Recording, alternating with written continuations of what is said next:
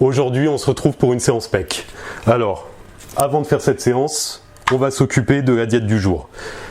Je m'entraîne le matin. Donc, mon premier repas, c'est mon repas au réveil. Il est 7h du matin, mon repas pré-workout.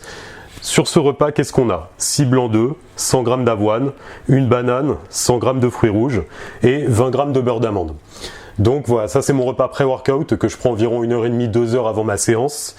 Au niveau complément alimentaire, je prends un multivitamine, oméga 3 et glucosamine chondroïtine. Voilà, c'est ce que je prends pour le matin, donc avec ce petit déjeuner. Ensuite, suite à ça, on va aller s'entraîner et on se retrouvera après pour la suite des repas de la journée. À tout à l'heure.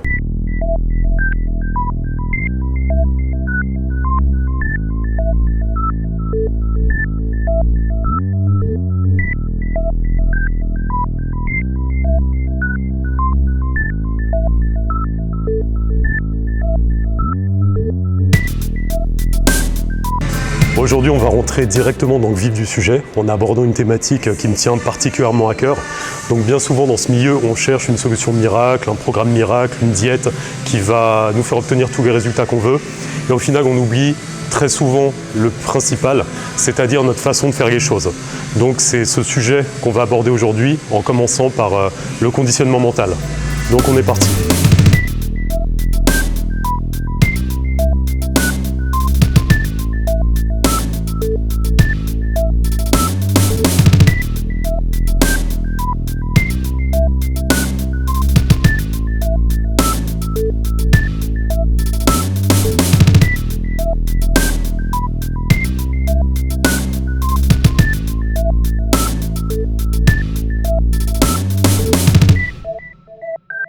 Pour toi, c'est quoi un bon échauffement?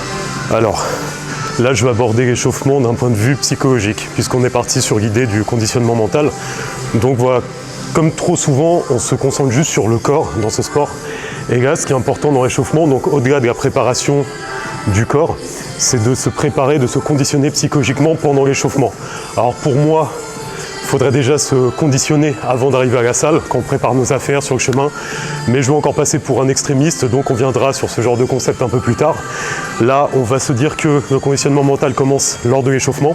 Et à partir de là, il faut essayer de se couper de notre journée, de nos tracas du quotidien, et vraiment se concentrer sur sa séance. Donc, se concentrer déjà sur les sensations. Mettons qu'on commence par un échauffement en rameur.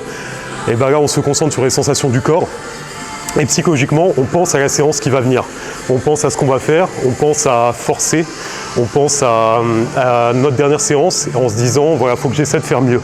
Et donc là, c'est la première étape de nos conditionnements pour faire une bonne séance vraiment effective.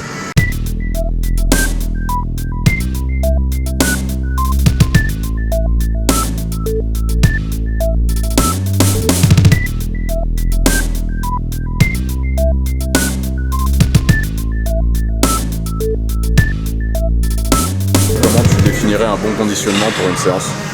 Alors, donc pour moi, un bon conditionnement, c'est arriver à la salle et pas, voilà, j'arrive, je me mets sous le banc, je pousse sans réfléchir. Non, c'est j'arrive, je sais précisément ce que je vais faire et je me prépare à performer sur ce que je vais faire. C'est-à-dire que par exemple, si j'ai fait ma série un poids donné la semaine d'avant, la séance sur laquelle je suis, j'essaie de faire mieux que la semaine précédente. Et donc pour ça, il faut vraiment se concentrer sur l'instant. Donc être vraiment focalisé sur ce qu'on va faire, sur les sensations de notre corps, sur nos placements, et être vraiment dans une sorte de bulle où on va penser à tous les paramètres qui vont nous faire performer. Pour rester sur quelque chose de spécifique par rapport à ma séance, par exemple les pecs, ce que je peux faire tout simplement, c'est me focaliser sur le placement de mes épaules, c'est-à-dire vraiment les bloquer en arrière, bomber le torse, serrer les omoplates et pousser juste à la force des pecs. Faire attention à ne pas pousser avec les épaules et être vraiment focalisé sur chaque répétition, sur la contraction des pecs à chaque fois que je pousse. Voilà, ça me paraît déjà pas mal.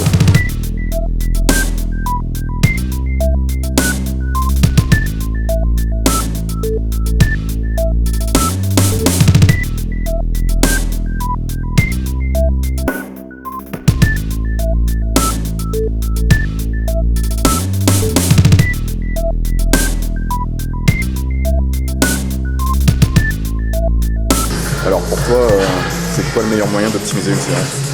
Alors, pour moi, vraiment, ce serait d'y apporter une dimension ludique. Alors, bon, le terme ludique, évidemment, ça va être propre à chacun, mais selon moi, c'est important de se challenger. C'est-à-dire toujours essayer de, comme j'évoquais tout à l'heure, essayer de progresser un petit peu plus à chaque séance. Donc, ça peut être par la charge, ça peut être par diminuer les temps de repos, ça peut être par le nombre de répétitions. Les moyens de progresser, ils sont multiples, mais le but, c'est vraiment d'essayer de faire un peu mieux à chaque séance. Par contre, l'autre point qui est très important, et là, je reviens sur le concept de conditionnement, c'est de se focaliser sur ce qu'on fait et pas ce que les autres font. Et quand je parle de ce que les autres font, c'est pas que on peut parler des gens autour de nous, c'est également nous-mêmes avec notre comportement, c'est-à-dire par exemple venir systématiquement sur notre téléphone, regarder la vie des autres sur les réseaux sociaux pendant nos temps de repos. Ça, c'est fondamental de s'en éloigner au maximum parce qu'on perd tout simplement tout notre focus de notre séance. Donc voilà, encore une fois, c'est vraiment revenir sur ce que l'on fait, sur nos exercices, sur nos séries, et ne plus se laisser happer par le monde qui nous entoure et au final détourner notre objectif principal.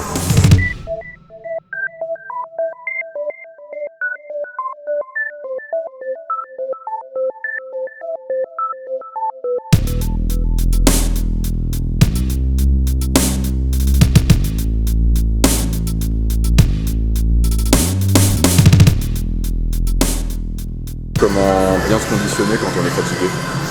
Alors déjà pour commencer, je ne suis pas partisan du fait de rater une séance sous le prétexte qu'on est fatigué. Bien souvent on est un peu trop conciliant avec nous-mêmes et c'est vraiment une fausse excuse. Évidemment tout dépend du degré de fatigue, mais bien souvent on a largement la capacité de s'entraîner. Déjà il faut se dire que l'énergie vient avec le mouvement. Donc des fois on est chez nous, on se dit ouais je suis trop fatigué pour faire ma séance, mais si on se conditionne pour y aller, qu'on y va, qu'on se met dans notre séance, encore une fois psychologiquement on se prépare à envoyer, et l'énergie va venir. Donc ça c'est un premier point. Et donc après par contre il faut adapter notre séance en fonction.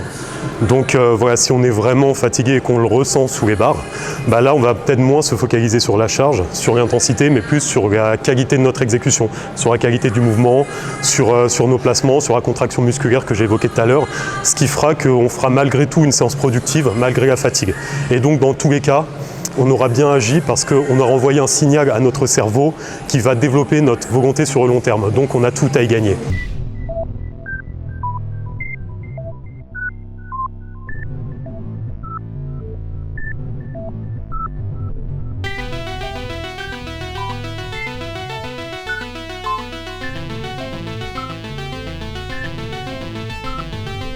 Quand on a des soucis perso, comment être sûr d'effectuer une bonne séance? Alors, évidemment, c'est jamais simple quand on a des choses qui nous accaparent l'esprit, des choses vraiment prenantes, des soucis qui nous occupent. Mais en fait, ce qu'il faut se dire, ça rejoint un peu ce que je disais tout à l'heure, c'est que le cerveau a du mal à se concentrer sur deux choses en même temps. Donc, si on se focalise vraiment à 100% sur notre séance, sur l'instant présent, sur ce qu'on est en train de faire, du coup, notre cerveau aura du mal à penser à ce genre de choses. Même si c'est très important, sur le moment présent, on sera moins tourmenté par ce genre de choses. Donc il faut vraiment considérer notre séance comme notre moment à nous, notre échappatoire dans notre journée, où on va se focaliser sur soi-même. Et par contre, un point qui est très important pour réussir à faire ça, évidemment, c'est enlever notre perfusion de smartphone, parce qu'on en revient à cette sorte d'esclavage moderne. On ne s'en rend même pas compte, mais observez les gens dans votre entourage et regardez à quel point ils sont tout le temps vissés dessus et ils vont enchaîner. En fait, on est addict à la dopamine. Donc, on a besoin régulièrement de petits shots de dopamine. Et donc, on va aller sur tel réseau, voir si on a des notifications, on regarde si on a des messages, sans faire attention. Mais du coup, vu qu'on a du mal à être objectif avec soi-même, regardez les gens autour de vous et essayez de vous observer avec plus de perspective. Et vous verrez que vous êtes tout autant addict qu'eux. Et donc, voilà, pour revenir dans notre séance et dans l'instant, il faut essayer de sortir de cette addiction. Et comme ça, on pourra enfin commencer à passer des bonnes séances.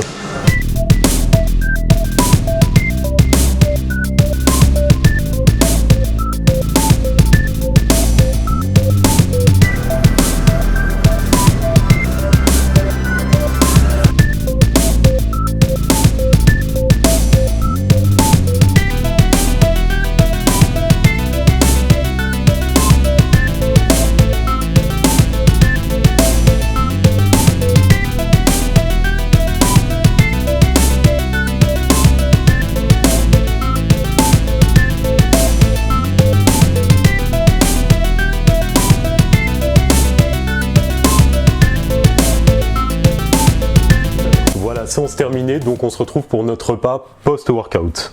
Ici, on a 150 g de viande rouge, 200 g de riz, 100 g de légumes, donc en l'occurrence du chou-fleur, et 10 g d'huile d'olive. Donc c'est un repas que je prends dans l'heure qui suit ma séance, et on se retrouve dans 3 heures pour mon repas suivant. On se retrouve donc pour le troisième repas de la journée. Donc ici nous avons 150 g de poulet, 200 g de riz, 100 g de tomates cerises, 50 g d'avocat, et je me rends compte que j'ai oublié de rajouter 20 g de noix. Donc ça c'est le troisième repas. 3 heures après, j'ai un quatrième repas qui sera exactement le même, donc inutile qu'on se revoie à cette occasion. Et donc on va se retrouver pour le cinquième repas tout de suite après. C'est la fin de journée, on se retrouve pour le dernier repas. Donc ici on a 150 g de poulet, 300 g de pommes de terre, 100 g de légumes, en l'occurrence encore des choux-fleurs, 10 g d'huile d'olive, et puis voilà, ça sera tout, ça me suffit amplement. Niveau complément alimentaire, oméga 3, glucosamine, chondroïtine et du ZMB. Donc voilà, là ça finit ma journée, je tourne donc sur 5 repas, toutes les 3 heures environ. Alors là ce qu'on peut se dire c'est ça manque de variété, ça fait pas rêver et tout. Certes, ça ne me fait pas rêver non plus. Après, j'ai développé, on va dire, au fur et à mesure du temps, une relation assez détachée émotionnellement avec la nourriture. Donc je considère ça juste comme du carburant. Au niveau du goût, voilà, je l'assaisonne plus ou moins en fonction de mes goûts. Ça me va comme ça. Et peu importe. Au final, ça m'indiffère complètement parce que je trouve mon plaisir dans d'autres sphères de l'existence, on va dire. Et alors après, voilà, un autre point aussi, pourquoi c'est si peu varié. Je pourrais varier plus en respectant les macros, mais moi, ma valeur haute, c'est le temps. Donc, alors voilà, en fonction des inclinaisons de chacun, on va pas forcément considérer le fait de préparer son alimentation comme une perte de temps. Moi, en l'occurrence, je préfère consacrer mon temps pour autre chose. Et je pense que pour tous les gens qui sont très occupés par leur vie de tous les jours, ça pourrait être intéressant. Donc, en général, j'essaie de tout optimiser. Par exemple, je cuis tout en kilos. Donc voilà, par exemple légumes, pourquoi j'ai encore du chou-fleur? Parce que j'ai cuit 1 kg de chou-fleur, je l'ai cuit à la vapeur. En parallèle, je vais cuire des steaks par exemple. Je vais cuire qu'est-ce que je vais cuire encore? Les pommes de terre, je les cuis même pas. Je prends des pommes de terre déjà épluchées, voilà, c'est plus cher mais au moins je gagne du temps. Et en gros, voilà, on va dire tous les 2-3 jours, j'ai une routine qui me prend une demi-heure où en même temps je vais cuire les légumes, les steaks, préparer mon bowl cake qu'on a vu ce matin. Et voilà, je vais tout boucler en une demi-heure sur des jours réguliers. Le riz, j'ai un cuiseur de riz, donc pareil, voilà, je mets tout en même temps. Comme ça, je gagne énormément de temps en fait. Et même par exemple le poulet, je vais l'acheter en gros, je vais acheter 10 kg. Je vais tout cuire en une fois et je vais congeler par la suite. Et donc j'ai juste à sortir les sacs tous les 2 jours. Je vais mettre des quantités pour que ça tienne à peu près 2 jours. Et puis voilà, ça va tenir comme ça. Donc après voilà, encore une fois on est dans une optique de prépa et là le but c'est vraiment de donner des clés pour optimiser les choses. Après ça peut toujours être utilisé également dans notre vie de tous les jours. Si vous souhaitez améliorer votre apparence physique, avoir une diète un peu plus rigoureuse, vous pouvez, on pense souvent ne pas avoir le temps, mais en l'optimisant d'une certaine façon on peut le trouver. Et vraiment justement la clé pour tenir une diète, et là je vais parler plus spécifiquement dans des optiques perte de poids, parce que là il faut être plus rigoureux, c'est l'organisation. Parce que c'est ça qui fait que très souvent on va craquer parce que dans notre frigo on va voir autre chose qui va être plus rapide à faire. On arrive pareil, on sait pas quoi prendre, quoi manger, donc on craque, on commande. Et donc le fait d'être organisé et discipliné, ça évite ce genre de craquage, puisque tout est déjà prêt, tout est carré, et il n'y a plus qu'à avancer.